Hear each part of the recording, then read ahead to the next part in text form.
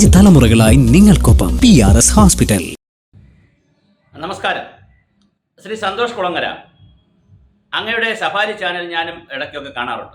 വളരെ മനോഹരമായ രീതിയിൽ ലോകത്തെ താങ്കൾ മലയാളികൾക്കും ലോകത്തിലുള്ളവർക്കും വിശദീകരിച്ചു കൊടുക്കുന്നുണ്ട്. മനോഹരമാണ് പല വീഡിയോയും. പക്ഷെ അങ്ങ് പറഞ്ഞ് സൂര്യന് താഴെയുള്ള എല്ലാ വിഷയങ്ങളിലും അങ്ങ് അഭിപ്രായം പറയാൻ തുടങ്ങി. അങ്ങേക്കൊരു പബ്ലിസിറ്റിയും കിട്ടി. മലയാളത്തിലെ ഒരു സെലിബ്രിറ്റി മോഡിലേക്ക് അങ്ങ് വന്നു.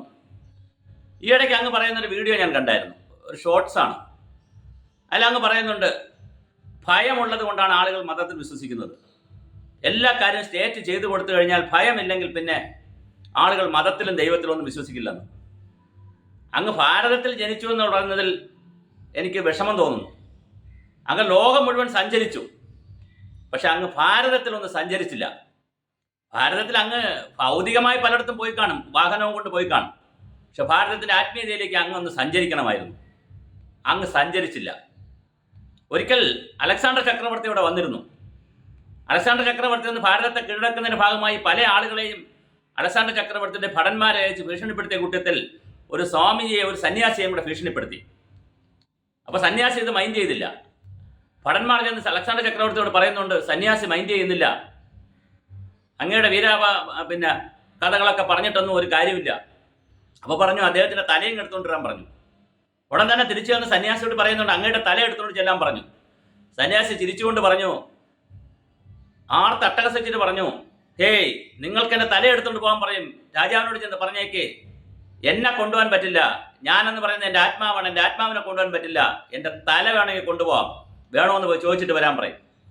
ഇതുകൂടി കേട്ട് മനസ്സിലാക്കിയിട്ടാണ് ഭാരതത്തെ കൂടുതൽ തിരിച്ചറിഞ്ഞിട്ട്, ഭാരതത്തിൻ്റെ ആത്മീയത തിരിച്ചറിഞ്ഞിട്ട് അലക്സാണ്ടർ ചക്രവർത്തി തിരിച്ചു പോകുന്നതെന്നൊരു കഥ കൂടി ഉണ്ട്. അങ്ങ് ഭാരതത്തിൻ്റെ ആത്മീയതയെ നന്നായി പഠിക്കണം.